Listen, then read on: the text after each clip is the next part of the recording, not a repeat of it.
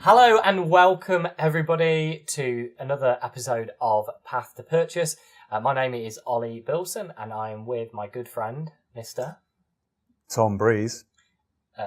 Unbelievable introduction as usual. Very good. Very, very good. So Tom, I've just literally been eating my lunch as well, so I probably, if you're watching on video, I've probably got couscous all over or cuckoo, or whatever you call it. Yeah, that's... If you can talk and read English okay, you should be able to know that it is couscous. Couscous. Yeah. Nice pronunciation there. Thank you. So, Tom, we're both running agencies. Majority of our clients are in the US and Canada. Would that be fair? I think all of mine are in the US. Okay. I think I've got one client in Canada, I think. Okay. I think I have two in Canada. And then most are in the US and a few in the UK, but mainly in the US and Canada. I do love the Canadians. Yeah, I do too. There's subtle things with the Canadian accent giveaways, you know.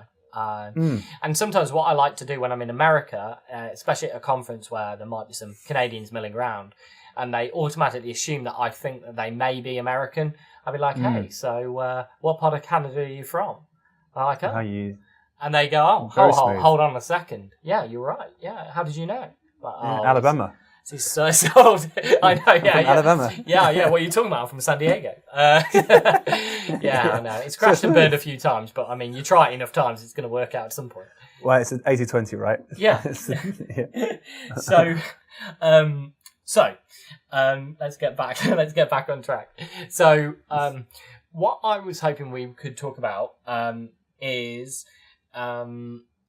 really kind of, if you're a business owner, at what point do you end up having a conversation with somebody like you or me?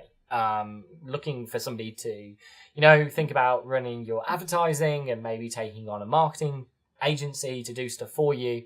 I don't know about you, but probably the majority of people that, we inevitably end up speaking to are either people that have been fit in kind of one of three camps. Maybe for those of you who are listening, maybe you can identify with one of these three, and then I'll be interested to find out from you, Tom. But I mean, for me, one is a person that's probably listening to the right kind of podcast, maybe like ours, who knows. They're probably attending the right events, they're reading the right books, they are maybe buying a few info products here and there from different people, and ultimately they're trying to take that information that they're gathering from these different sources and implement it into their business. They're trying to execute on these different ideas, organise their thoughts and get this stuff implemented. And they run into a problem because, of course, trying to do everything yourself is a challenge. And they're also trying to run their business as well as be the marketer of their business, and that can create some issues. They might get some early successes, but ultimately, it revolves around a spectrum of skills which they probably don't have, but they're trying to learn about. And then the second is somebody that says, well, actually, I need to outsource some of this stuff. Maybe I need to outsource my copywriting. Maybe I need somebody to deal with a WordPress page, a WordPress site. Maybe it's ClickFunnels, lead pages, the Infusionsoft now. I need somebody to deal with my marketing automation. Maybe I need a video producer. Maybe I need somebody to set up some Facebook ads. Maybe I need some graphic design done.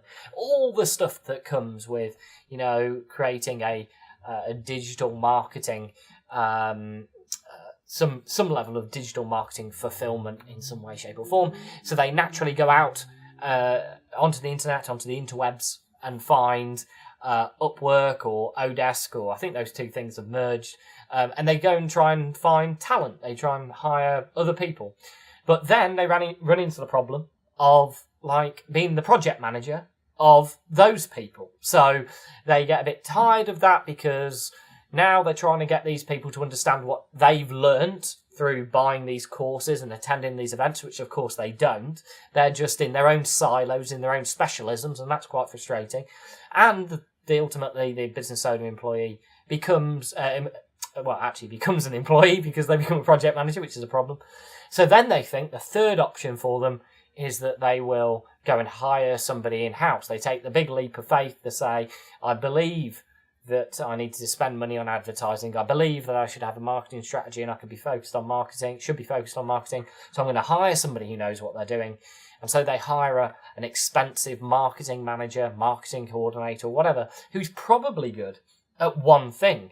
They might be good at copywriting, they might be good at strategy. Whatever it is they're good at, they're only good at one thing, more likely than not. They've probably got a unique ability with their experience. And so that's what they can offer them. And so the business owner spends a lot of money on bringing somebody into the business, hopefully finding, of course, that they're the right person.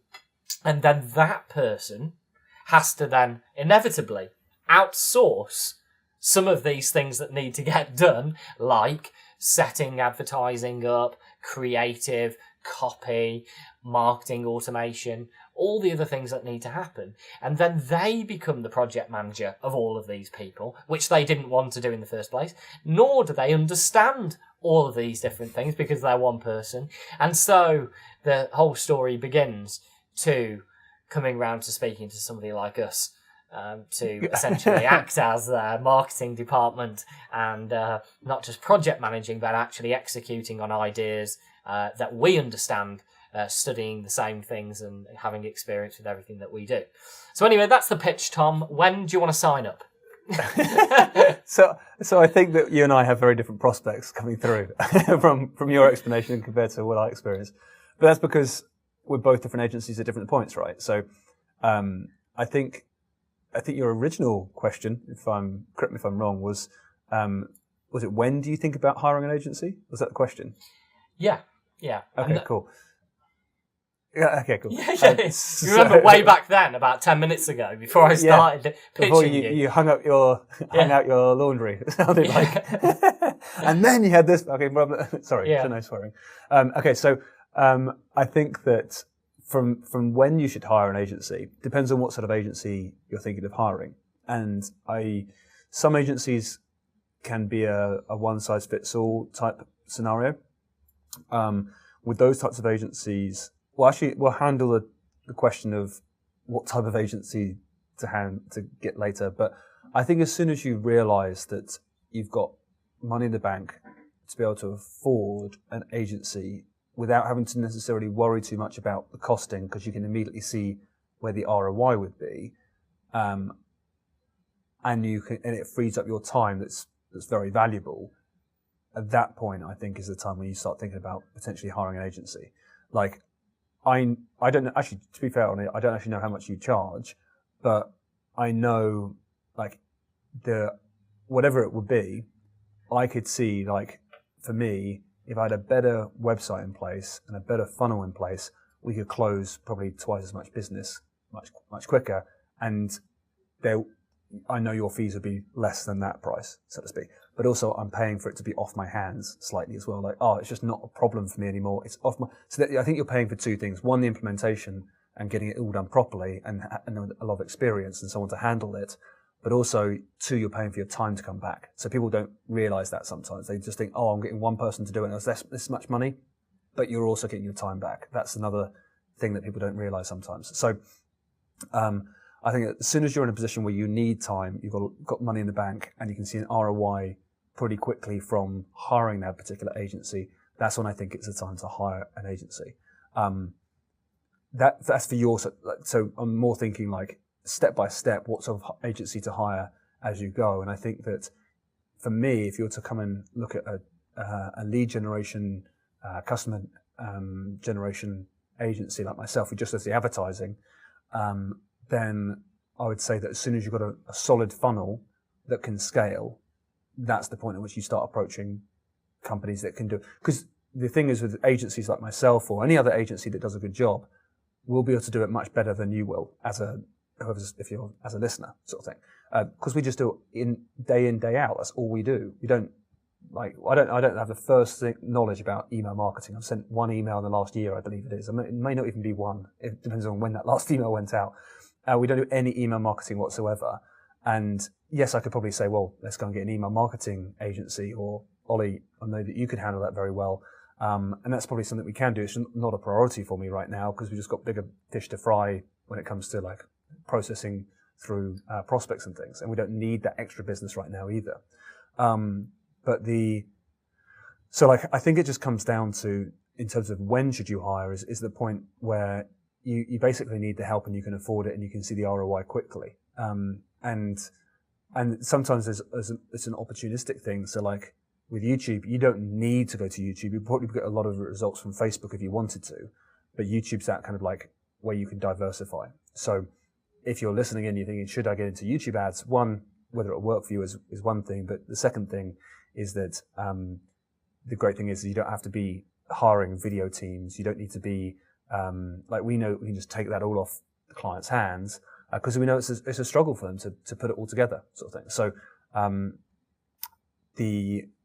where I'm going with this really is to say, if you have a strong funnel and you can see that, right, let's get this agency to plug in just to send traffic through this funnel that I've already got, and I know I can see a profit from that very quickly, or I'll be able to work out whether there's a profit there, and I'm willing to take the risk that there may not be a profit there, then that's a great time to hire in an agency like myself. Because sure, I do it on cost per acquisition, so there's very little risk, but other agencies ask for an upfront fee or a percentage of ad spend as their method of promotion, which is completely fine as well. And there is a bit more risk that you need to put up front. So like when you pay their first bill, it may be like 8 weeks before they start getting proper results for you. And can you justify two monthly payments of that company and know that would be risk? Because it may not work, and it may not be their fault either. They might be trialing it out, seeing if it's going to work or not. Your website might not be good enough. It might be really good to convert JV traffic, but not be very good for advertising. But they should be able to give you a lot of feedback about that before doing business with them. That's why we do like a map session, like an audit and strategy session beforehand, so I can say the website's just not good enough right now. It's great for JV traffic, sure, but it's not going to be good enough for cold traffic coming through. So I think that probably would be my advice for when to hire different types of agencies. It's when you kind of need help, but you got to make sure you can afford it as well. Yeah, I mean, we sort of find that there probably is in terms of the profile of the people that we certainly work with, and just kind of probably for the record and the people that are listening, both me and you, not that we just have a different agencies in the sense one is an advertising agency, one is a marketing agency. There are two different things for those of people that don't know that. We also, in the way that we actually go about doing our business, is also quite different in the agency world. You were mentioning there CPA and revenue share and equity and other things that you might do. And with us, we don't do any project work, which is kind of unheard of for most agencies, certainly full service agencies. And we don't bill by the hour. We don't do any hourly work. So, again, from an agency standpoint, it completely throws out the norm when it comes to how do we bill the client? Because, of course, if we don't do project work and we don't bill by the hour, how the hell do you work? And we obviously have a very specific deliverable and delivery that we do called the partnered marketing service. And I think that the temptation for many when they are looking at these things and they're looking at the costs or investments more like to do this is exactly what you said, which is their time that they may be spending trying to hire other people and actually not doing a very good job of hiring good people.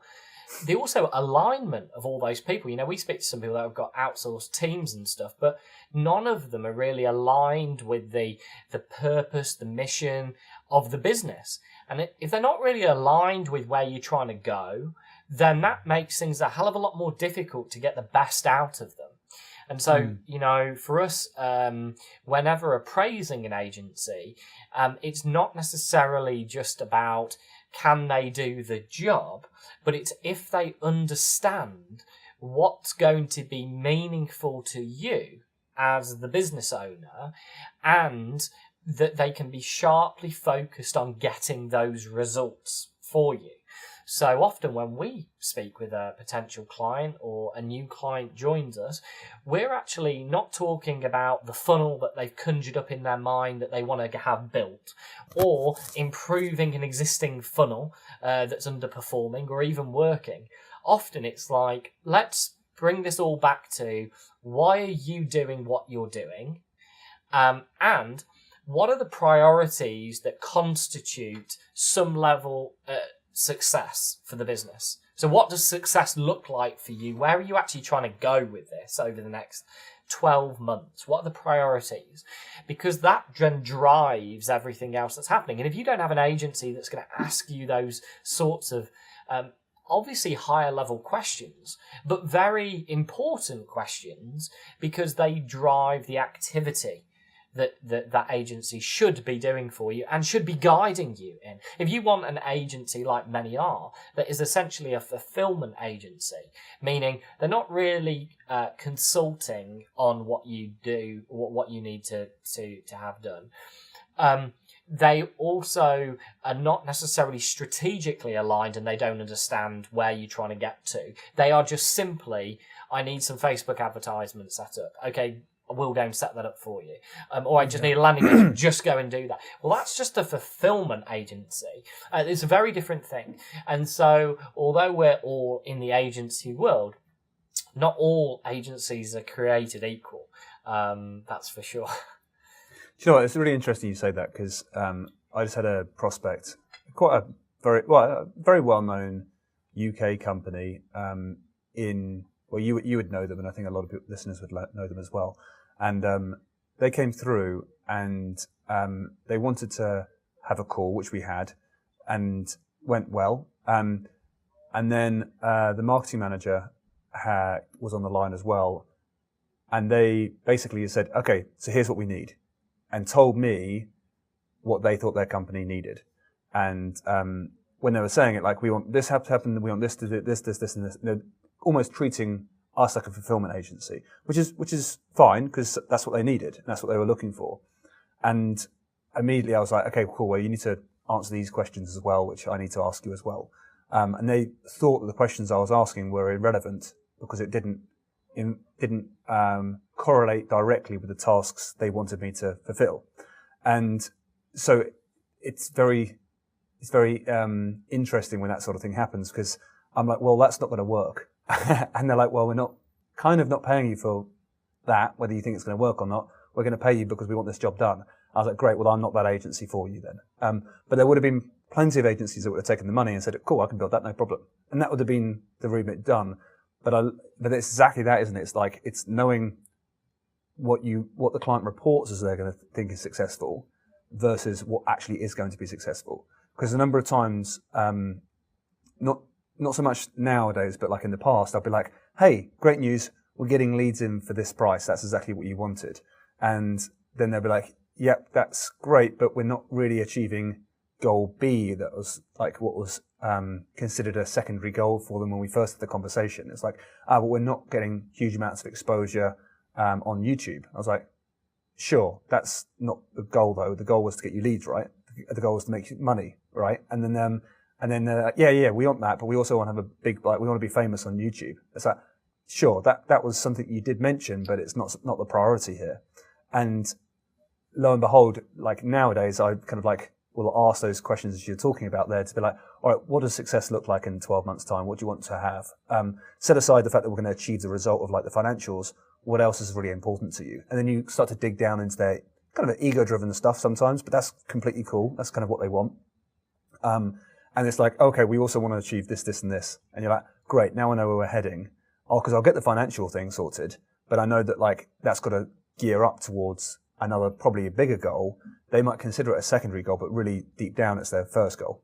They want to be famous. They want to achieve this, that, and the other. They want the business to go in this direction. They want the profit margins to be slightly higher, or whatever it is they want to achieve. There's normally a secondary, which can actually be a primary goal for them, but it's not posed as that because they didn't think it would be possible until they get there. And that's something that now we pay attention to a lot more. It's like, I know a lot of clients when they start seeing results, they're like, yeah, that's great. But and it's the but bit that like you realise that there's another thing in here that I maybe didn't pick up on before. So it's interesting. Like I think a lot of companies looking to hire agencies out there, I think it's the important thing to do is to say, yes, what's my immediate thing I want to base the initial success on. But once that company achieves that as a person looking for an agency, if you're in that position right now, try and be as clear as possible with the agency where you want to go, what you want to achieve, because otherwise what ends up happening is that the agency fulfills that goal, and then the real goal underneath all of that you may have not known you had inside, if you can get real with yourself and understand that that's actually really what I want to achieve as a big goal in the company, let the agency know that, because they can help with that too. They don't have to just do the one thing you ask them to do, but they will do that really, really well if you give them that goal.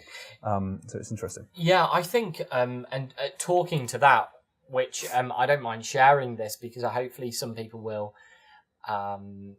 either for their own business, even if they're implementing their own marketing with their own in-house team, or they're looking at an agency and knowing what to ask and what to expect, is we've fallen into the trap on a number of occasions. We have become fairly synonymous, especially in the Infusionsoft world, for being extremely capable of building profitable campaigns and structuring them and getting the reporting and everything else in the right way. And, with that, people have always got lots of ideas of how they want their internal marketing systems to be set up in an ideal world.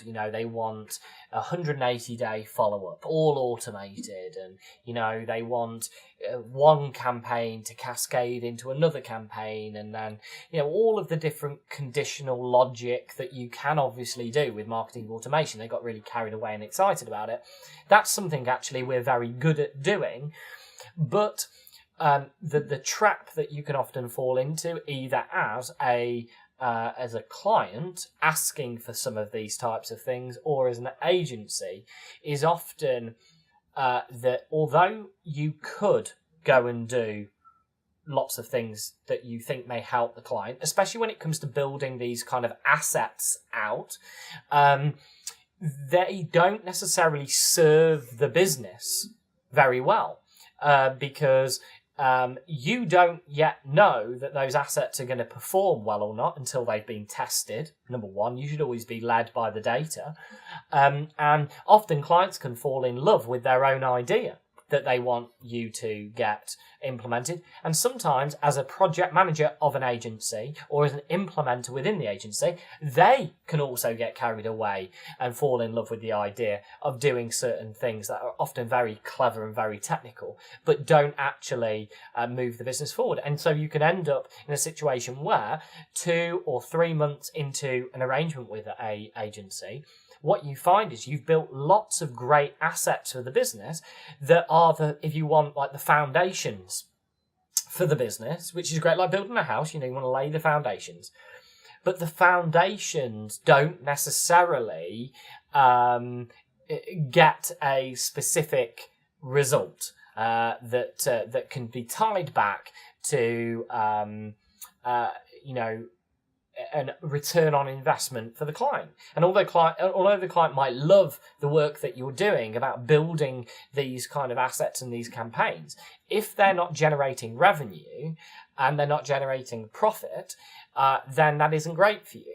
So that's one of the reasons why every agency that's been asked to build things that might not directly have an impact, might not have traffic being run to them immediately, it is a very good idea to do what I call building a big rock each month, which is some kind of evergreen, predictable asset that's being built that will at some point have traffic and run to it and promotion created for it, but also some kind of quick win that's very specific to get revenue generation.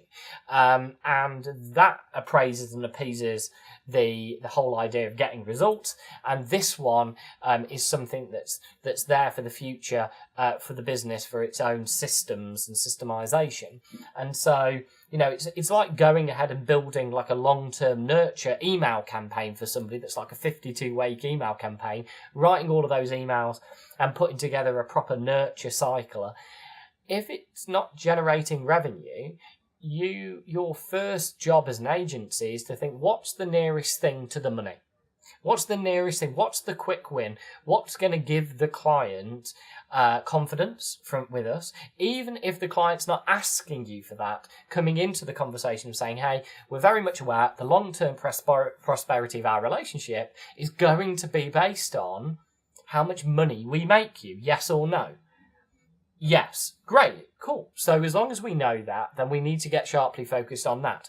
Building these things over here are great as well, and we can do that simultaneously, but let's focus on getting a result. And that's generally our approach coming into it. I believe it's the best approach coming into it. And of course, from your perspective, it's different because you're coming into this with they already have an asset that's built that should already be performing, and you know, you're going to be led by what to do. But I guess from your perspective, it's similar when somebody wants to do, you know, something more complicated that they've heard of, but you really know, I mean, you just want to get the best result for the client. They just don't know that, you know, they just don't know enough. They don't have enough experience to make an informed judgment over what they should probably do. That's the difference, right? Well, this is the thing. So this is why CPA for us works so well, is that it's me funding the advertising and getting paid for the results. So a client could always say, oh, I'd love to do this. And I'm like, great, we can definitely do that. But first of all, let's get it ROI positive. And the first thing we need to do with that is find out what targeting is working well for you. Then we can get all fancy with the type of video ads that we create. But let's start with that, get some data in and make sure it's all working, make sure your funnel performs, because I know our ads will perform, because that's like, we just know that will be the case.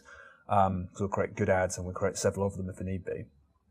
Or we run that traffic, and then as soon as we start seeing results, it's like, great, we're off and running. Now we can get a bit more fancy once we've got some more data in. But the great thing about going CPA is that I fund the ads, and I can go and explore and go and do my research and go and find out new areas. And I work, this is a big distinction for us in the agency, is I work with the client as opposed to for the client. So we're not doing what they ask us to do, we're working with them to achieve the result they're looking to achieve. Yes. And it's going to be based on financials, because that's what I'm in it for as well.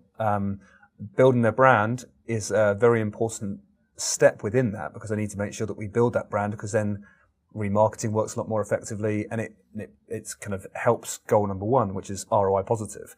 So we're not just going to create an ad because it's like, this is what will sell 100%. It's like, this is what will sell, plus also we've got to pay attention to the fact that we've got to build a good relationship and a good brand there, because it's going to help with the longevity of the campaign. So it comes a lot more. But the great thing about doing CPA is that the client can't inform us of like, here's what we want to do. I'm like, no, I'll be the decider of that, because it's my money I'm spending on the advertising. I'll obviously pay attention to what you do want and what you're promoting, but we wouldn't have done business if it was that way in the first place. But we're very clear about that. But likewise, not many people know how YouTube works, so we kind of are given free rein to a certain extent. Obviously, we send the scripts to them and say, make sure that you feel really comfortable with them and make it your own script, and then say it how you wish to camera, and we'll edit it to me perfectly match your brand. And so there's a really good message there on YouTube. But I mean, apart from that, it's kind of creating that video and then sending it to the website, and then all the targeting is like, some clients will say to us, okay, our best clients are between the ages of 30 and 40. We'll pay attention to that and keep an eye on it. But what we normally find is that if we start advertising, like, you do have some good clients between 30 and 40, but you're completely missing out on this huge opportunity, which is your kind of like slightly older or slightly younger, or males or females, different, whatever it might be. What clients tend to do is they tend to be confirming their own data. So say, for example, they've been promoting and they've done a JV with a client, and they find that like, okay, we just got a load of new clients, and they're all male, and they're probably all the range. When we did that event we went to, where we invited all our customers along, all of them were like men between the ages of 40 and 50. And they're like, so that's our client base. It's like, funnily enough, it doesn't actually work like that, because what you've actually just worked out is like, from that other list that you shared with that other client who already had a predisposition to that particular brand, then they've come to you, and then they've bought your program, and then come to a live event. What you're saying is like, of that audience that liked us, the people that turned up to, and also people that like events are 40 to 50-year-old males that came to our event, sort of thing. It's like, that's not to say that would be your best customer. You've inferred that incorrectly. So when it comes to advertising, it might be like, hey, look, did you know your best audience are actually 30 to 40-year-old females, and we can promote to them all day long because they keep on buying your stuff. So it's interesting because the data doesn't lie, and the data can always inform. But cold traffic and a new offer to the market that's not been there before means that we have to sometimes take it a bit of a blank canvas. We can know roughly. I mean, if it's going to be advertising false teeth to somebody, you're not going to go for the 18 to 24-year-olds. They're not going to buy that sort of stuff. But when you're in your like latter years, that's going to be probably something that's going to be much more. It's going to be a better affinity with that type of audience for sure.